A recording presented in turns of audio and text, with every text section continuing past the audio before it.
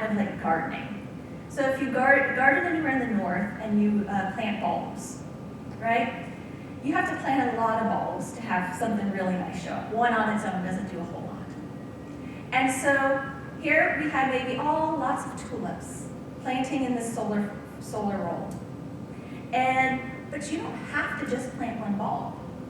You can plant them in layers, and you can have things come up. You know, one will come up over the other, and they all will blend, and over time you get this multi-layer of flowers. And I think about that in terms of this interdisciplinary collaboration, which we talk about.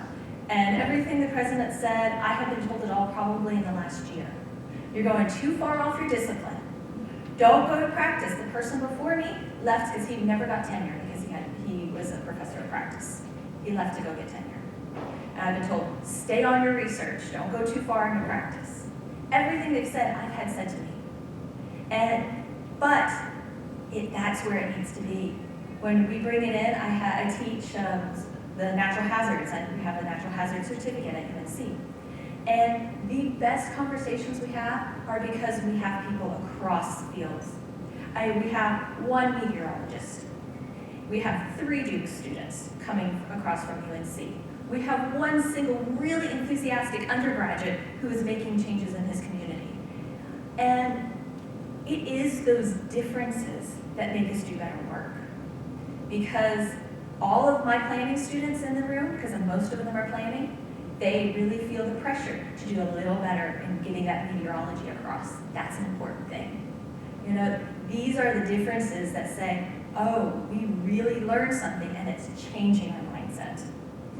And so this past year when we had the Dorian hit the Bahamas, and I know we've been here talking about Puerto Rico, but I thought, I wonder, what would it take? We need to have this come together for everything so that we're not going out in our communities and putting them into the resources that are, here's a community, and they're connected.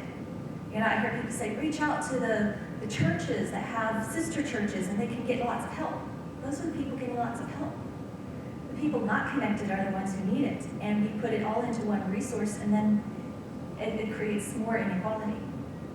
And so we need to have these force things where not just your individual project, but I've been working now with Michael, and I hear people have this project and this project. I don't know where they've come from. I was right there on the ground in Michael. It was my community. I crossed even over from Florida State to UF, and they said, oh yeah, Florida State people don't come talk to us ever. I was talking to our forestry people. They're like, oh yeah, we never hear from you. You know, they were amazed to hear someone reaching out to them. And the same way, I am amazed to hear someone coming from MIT and not having contacted anyone in the local community or in the local university system to work with. So these are the things I would like to see change. I would like us to know that we need to reach out and collaborate.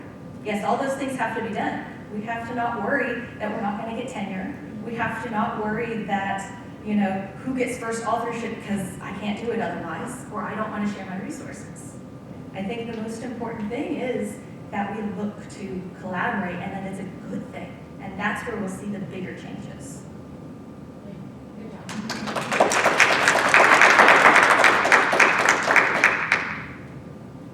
Next up, we have Megan Voorhees. Did I pronounce that correctly? Good. All right. She's the Director of Engaged Learning, Institute on the Environment at University of Minnesota. I also don't have slides. So I'm actually going to talk about what I learned through work in responding to Hurricane Katrina. When I was the director of the Public Service Center at the University of California, Berkeley. And I just now feel like I could just say ditto to colleagues who actually know this work, but also how it's been applied now to the work that we're doing at the University of Minnesota in partnership with Puerto Rico. So I think the 3 lessons that I learned, I'll start with those and then tell you how I learned them. One is consider staying away. And so this is particular to folks responding to communities that you're not part of. Sometimes it's best to stay away. 2, to really listen, right? And ask the questions and then listen some more and then listen And the third is if you're gonna enter into relationships, enter in for the long haul. So I was the director of the Public Service Center at the University of California, Berkeley for 13 years. So center is sort of a one-stop shop to support both students, graduate students, faculty, and engagement in the community. And in 2005, Katrina hit. If you're familiar with UC Berkeley, we're sort of nationally, internationally known for our engagement and our protests, both of which I learned a lot about that month. Because immediately students were like, we're gonna go help. And I immediately said, no, we're not. Folks don't have food and water. We're not gonna go and take food and water. You can cut me off. You just got started. It's all good. And so I think probably still can Google me and find the protest that then happened, because that's a long-standing tradition at Berkeley. Should have had a more thoughtful response, but I just wanted to slow things down. Right? And so we called together students, colleagues, folks we'd identified on campus that had relationships already in the region, and said, you know, what would be the thoughtful response? What do we want to do? And identified that we wouldn't go right away, and that a number of folks on campus had really important relationships in the region, particularly in New Orleans, and they would reach out to their folks that they were already reaching out to and being like, are you okay, right? Sort of that, but also how can we help, what do you need? And that we would, over time, identify a community advisory board in New Orleans to inform our work. And the really critical decision that we made is, if we're gonna do this, let's do it for 10 years, right? Like, it's just, if we're gonna start all these relationships and do this work, let's do it in a really meaningful way and see what happens.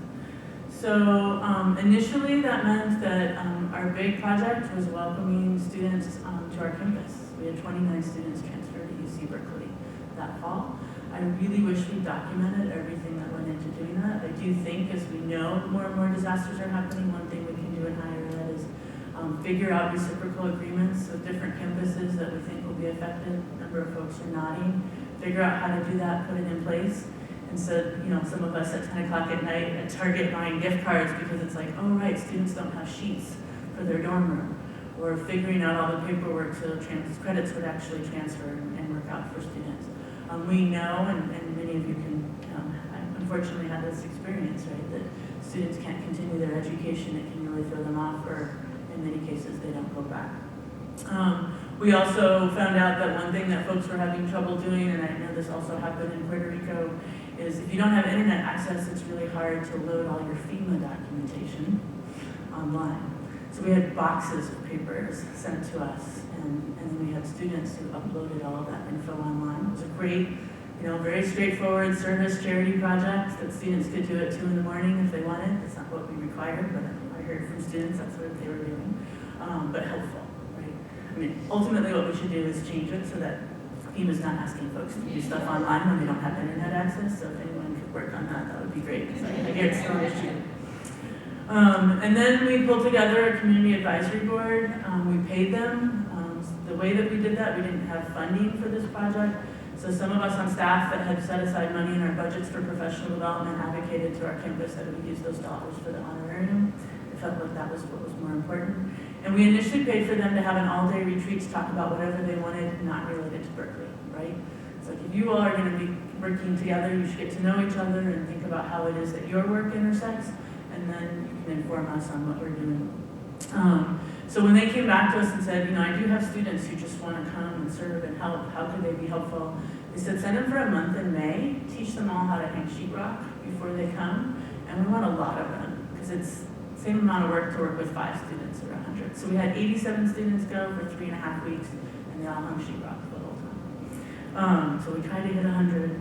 And they also, it was just sort of a cool side note, it doesn't have much to do with New Orleans per se, but as an educational experience, we had all the students either take the bus or the train, and then they did a class and thinking about the differences between being in the Bay Area and going to New Orleans and learning the sort of history of that whole route, which for me was like, oh, okay, this is where the real learning is happening.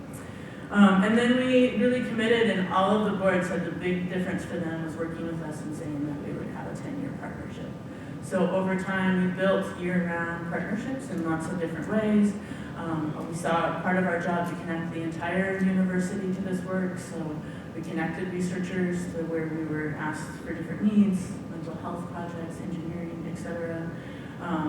We helped to bring, it's called Y-Plan, it's a youth empowerment leadership program out of Berkeley every summer. There we had a house for a while that we rented at the university for graduate students and faculty to do work. And I think the big thing is that long-term relationships continue. I know of 7 alums from Berkeley, all of whom were born in California that are now permanent residents in the area, and they've chosen to live there. So sort of those ripple effects over time. We learned that the relationships really need to be institutional. I will say I left Berkeley 5 years ago and things really fell apart after that, so that's my fault. Too much of the relationships were with me and the staff at my center. Some of them also left the center right around the same time. So how is it that over time, if these relationships matter as an institution, how are you making sure that other folks are holding those? I would argue, and this might be my own bias as a staff person, that it's important to get staff involved. They can be involved in a really different way and sort of being the glue and the collaboration, between different research projects as grants go or research questions or, classes have certain student learning outcomes. So who is it on campus that can help to hold these relationships over time and across the university? And as you just mentioned, the real value of interdisciplinary work, right? And not just sort of inter or transdisciplinary research, but education. How is it that if we're going to really be responsive to these disasters, but also figure out how it is that we educate folks so that we don't have them in the first place, we've got to figure out how to do that much better. So fast forward I'm at the University of Minnesota now and was approached actually just about a year ago by Jacob Manns, who's a professor in the School of Architecture, who's had a long-standing relationship since Hurricane Maria with Marla and Cecilia, who everyone has now seen at least stand up in a room, if not you've hung out with them in some way or another, right?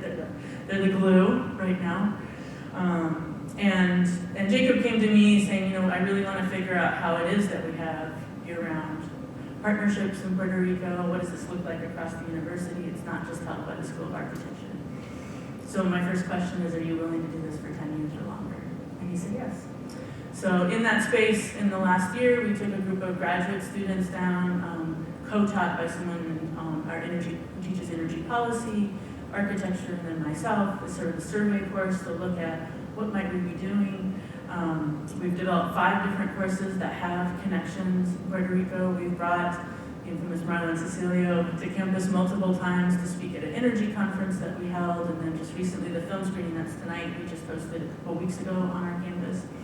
Another big piece that I learned at Berkeley is, figure out who your allies are across your own campus who care about this work. So I just keep putting out the call, like, who knows folks who care about Puerto Rico, either they're of Puerto Rican descent or they're just allies. And so we're having a brown bag every 3 months, just get together. I will say, Puerto Rican cultural energy is just different than Minnesotans, and it's awesome. And meetings go on much longer than an hour. It's just fabulous. So now that community is developing on our campus and thinking about what else we might do together. We're taking students back in January, another graduate course, but all of these will be projects that will continue to be capstones throughout the year, right? So really trying to create pathways, because I think the real work isn't just responding to the immediate disaster, but saying this is a moment for real partnership over time. Thank you.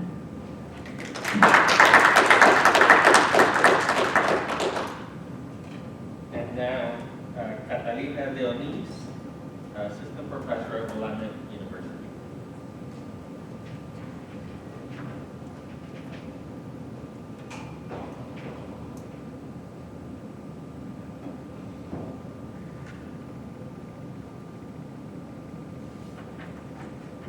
Well, I'm really honored to be with you all in this space, and it's been so refreshing to hear a lot of the commonalities with the speakers who've already spoken, because it's not always like this, to be in certain spaces where there are a lot of assumptions that drive different efforts that are relating to, white saviorism, logics of dependency that are reinscribing colonial relationships and extractivism. So we're just really exciting to be here in this space with you all. And I have disaster here rather than post-disaster on the slide, because as we think about the everyday stressors and the extreme shocks and just the ongoingness of these problems, these realities, these experiences, I think that post can sometimes limit how we think about the urgencies. And I also, of course, wanted to thank Mudland Cecilio, but the praise that they're getting today, as some of us might know, has not always been the case. Their work has been erased. It has been extracted in some cases, and I just admire them greatly, and also their perseverance. And hopefully what's happening today can continue for years and years to come with their work and the many people with whom they've collaborated to over the years to build the amazing community that they have.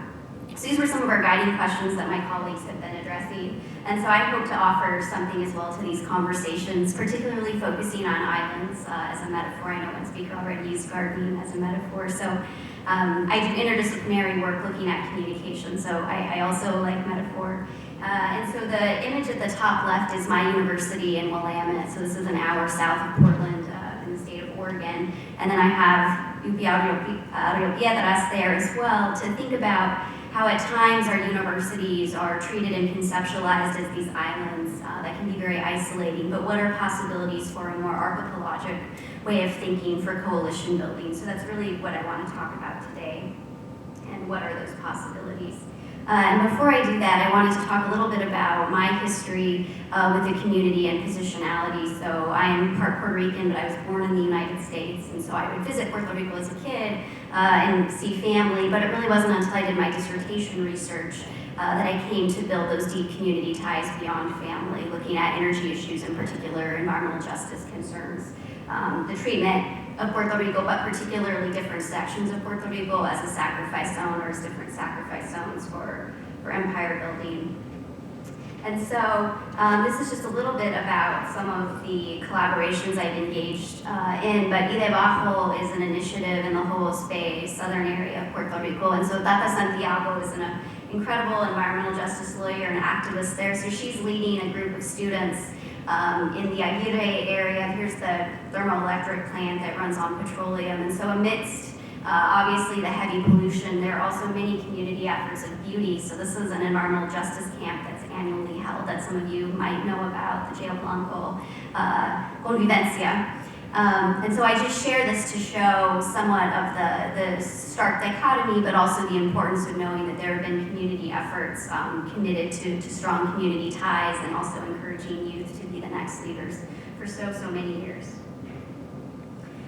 And in response to heavy polluting industries, there's Coqui Solar, which some of you might be familiar with, but this is a community project that is greatly inspiring and was certainly well underway before Hurricane Maria hit. So resisting that narrative of, oh, everything is just reactive, but instead there have been amazing, difficult efforts. I don't mean to suggest that they're easy, they're very difficult, but a collaboration of individuals working to have community solar placed on the El Coqui Community Center, again in the southern part of Puerto Rico, and then also to spread that to residences that are nearby for individuals, families who are interested. And so here's a quotation from one of the members, Carmen de Jesus, who's to the right of the woman in blue. The woman in blue is Tata, who I was referencing before, but just talking about the importance of recognizing ancestral roots and how to continue building community in ways that are very collaborative and supportive. So as I was saying, I've been a member of this group since 2014, and I've been thinking about, as an academic who really wants to do engaged work and who thinks that the university can often function in very irrelevant ways unless we actively push against that. I've been working on a number of efforts, including creating a bilingual zine, so an English and Spanish zine about this effort. And so this started off with doing this activity in my Latino Communication Studies class with my students at Willamette University, because if I was going to assign the assignment, I wanted to see what it was like, to see how much work was involved, and to offer perhaps an example for them. So this started off as the initial draft, and then I went back to community members, shared it digitally, and then it was brought in a physical copy to the community. I also mailed one down to get feedback on what aspects should change, what should be added. So this is going to accompany then a documentary that's being made by a local filmmaker. So I'm very opposed to outside filmmakers coming in and just extracting the information and not really caring about the community. So this is an ongoing process, and this zine will accompany that, including in English and Spanish. So that's just a little bit of background behind my collaborative work with El Coquí, which is a collaboration of so many people. So this is also included in the zine. It is truly a community effort, and I am just one granito or one little grain to contribute to this effort. And so I had the joy of meeting Madla and Cecilio back in 2014 when I first started doing research on energy issues. And then we kept in touch for the years afterward. And I remember chatting with Madla in early October, right after Hurricane Maria had hit, talking about how their work was being excluded from conversations, both at the university level and then at the local governmental level as well. And the frustration was deep, as it should have been, because they had been working so hard for so long. So I published this piece in Latino Rebels where I quote Madla and talk about the erasure of their work, the letter that they had shared at the university level, insisting that they be integrated into the process of recovery with energy, and how that was being completely ignored. So you can find this still on Latino Rebels if you're interested, but that seems so important as I was talking to Madla. So in thinking about these relationships, I wanted to just talk about a couple tensions and challenges and then possible pathways forward that I think resonate with a lot of the speakers for today.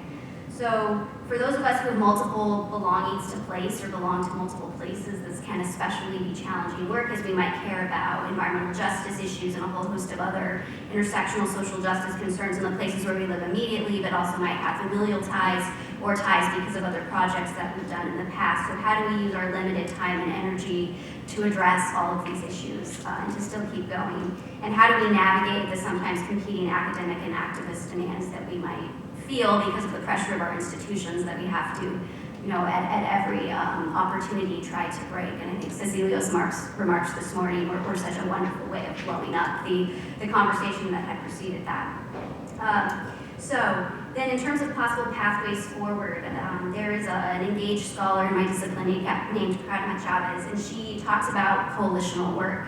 She describes it as being very hard from personal experience. She also talks about it as the horizon of possibility. So there was a mention of more horizontal relationships, breaking down the hierarchy. And she talks about coalitions as being both short and long term. And I very much agree. Thinking about being committed for the long haul is incredibly important. And I think a lot of well-intentioned statements that are made really miss what it means to commit deeply to these different partnerships.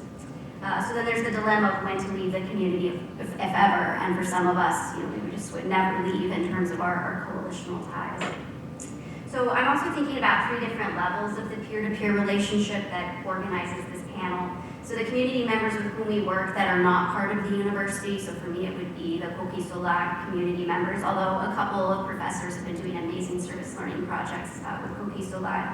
Number 2, the university colleagues who are in the disaster area immediately, and then 3, university colleagues who are not in the disaster area, so we could have these opportunities for coalition building. So then I have 4 ways that I'm thinking about to avoid erasure and extraction in all of its forms. And so I hope that this is generative, it's based on my own experiences, it's not meant to be prescriptive in any way, and I think we have to resist that one-size-fits-all approach to these issues. But number 1, echoing what's been said before, centering the needs and realities of community members first, not publishing without permission, checking in about content, generating public-facing forms of support based on what community members most need. So, telling counter-narratives that the mainstream news media might not be telling. And related to that, number 2, resisting a damage-centric or damage-only mainstream narrative. So when I chatted with Lata, who I've been referencing about the mainstream news media reports, I was asking what was missing or what are ways that I could support given the limited abilities that I have. And she talked about changing the narrative. What are ways that we can change this narrative of only disaster, but to what are the ways that we have these strong communal ties that we are organizing around. Number 3, experiential and service learning. I think this can be generative for all parties, or it can be uneven and replicate colonial dynamics. And I've seen it work really well, and I've also seen it been not good. So I think Efraín O'Neill Carrillo in Miami West at the UPR there has done amazing work with his engineering students. And I know Marcel Castro, his colleague, has also been doing some of this work, and I'm sure there are many others who I don't even know about. But that is very positive because they understand the context, which has been another theme, and they are not just coming in, doing a little assignment and then leaving. I have have seen students from a university based in the United States come in for, literally just a couple of hours to a Bokiso Lab meeting that I was at. And there was a woman speaking who knew very little about the area, was not interested in dialogue, but it was very just a one-way kind of regurgitation of information. And it was very unjust and just a way of replicating oppressive power dynamics. When we talk about power shifts, power transformations, this is not the way to go about that type of service learning. Also related to that is hosting, which has come up before, and I chatted with Myla about this problem of being babysitters, for these well-intentioned, people who come in, but, with ultimately with what amount of care and for how long are they going to care and what will they do with the information. So thinking about gatekeeping as a coalitional act, allowing communities themselves ultimately to decide with whom they'll interact or not in these cases, but also are there ways that preemptively that those of us in the diaspora who aren't in the immediate disaster zone, are there ways that we can also engage in gatekeeping? So I've done this often with students, again, who are well-intentioned, but I just know what they're proposing is not in the community's best interest, so how can we work together on that issue? Number 4, who gets the mic and co-authorship with community members, both with academics and non-university partners. The Puerto Rican Studies Association Facebook page during the uprisings this summer had posted They Speak First, meaning academics and community members who are there on the ground first should be the ones to speak before those of us in the diaspora or other individuals speak. So I think that's very important, and how to amplify their perspectives too when technology is a challenge. So one thing we were able to do was to get testimonials once there was enough power to send photos of written out testimonies of what was happening on the ground. That was one way after Maria that a few scholars and I tried to shift the conversation to center those particular voices. And then also the importance of citing scholarship from professors who are doing the work on the ground daily and for years and years, making sure that their labor is not erased. So that's also very important. And number 5, possibilities for interdisciplinary collaborations with peers not in disaster areas. So, for those of us who have established trust, it can be easy to be tokenized and to be used as, oh, well, you have these community ties, will you go ahead and, forge these collaborations with us? So this is a message to those who I think could learn a lot from more just interdisciplinary collaborations, and so is a caution there, and also not expecting us to be in the research assistant role of gathering all the information for other people's books and then not receiving any co-authorship. That's a problem that my wonderful colleague Hilda Benz at Rhode Island and I have been encountering, and it is a big problem. But also there are opportunities for really joyful and re-energizing collaborations that, in this case with Maria, brought together a lot of diasporic ties in really, really exciting and meaningful ways. So again, Hilda Llorenz and her partner, Carlos Garcia Quijano, and I have worked on various fundraising projects, publishing together, including co-authorship and bringing in community members in those co-authorship opportunities, including placing community members' names first in the order of publication. And so I think there are just some really positive possibilities there that can be very re-energizing and joyful. So to conclude with just a final metaphor, Alaida Santos, who's a professor at the University of Oregon, born in Puerto Rico, educated in Puerto Rico, she has this wonderful book called Our Caribbean Kin. And she talks about how past mobilizations of Antillean transcolonial solidarity might be spaces for working together in these times of great challenge. And she talks about how the solidarity can be sutured with the threads of shared colonial histories of conquest and resistance. And so she advocates for non-reproductive, non-heteronormative kinships that might tie different former colonies and their diasporic communities together in political solidarity. So I'm hoping that this family violence metaphor could be helpful for us to think about other horizontal relationships and possibilities as we work to imagine and implement ongoing and future partnerships that are committed to strong ethics, equity, and justice.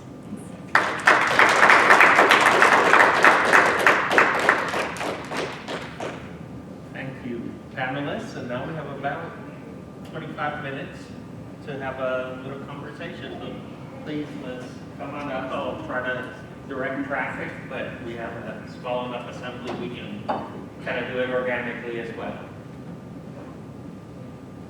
Does anyone have any questions for the panelists to begin with? What answers? Yes. I thank all of you.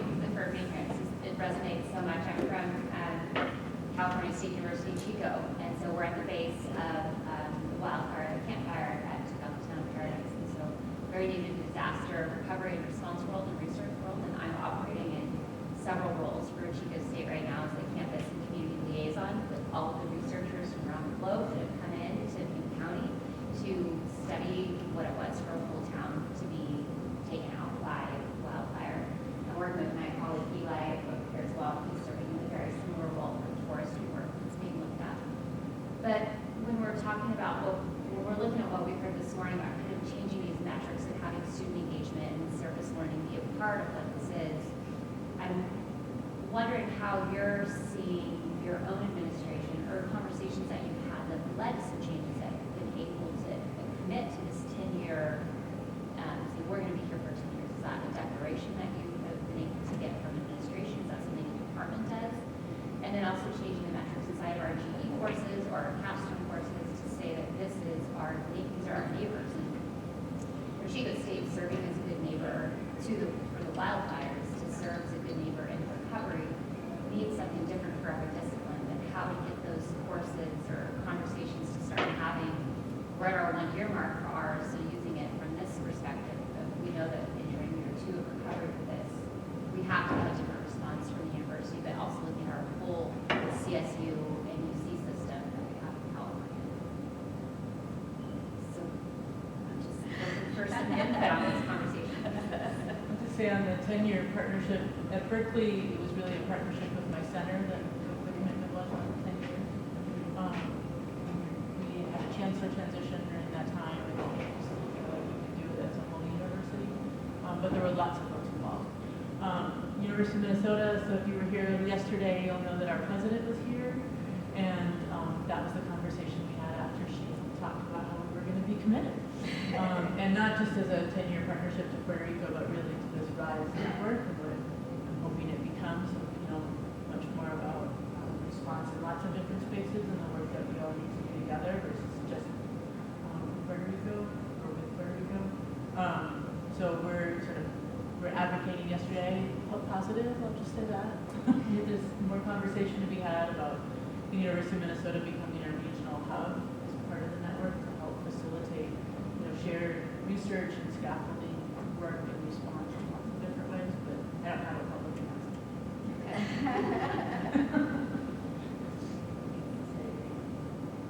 I guess I'll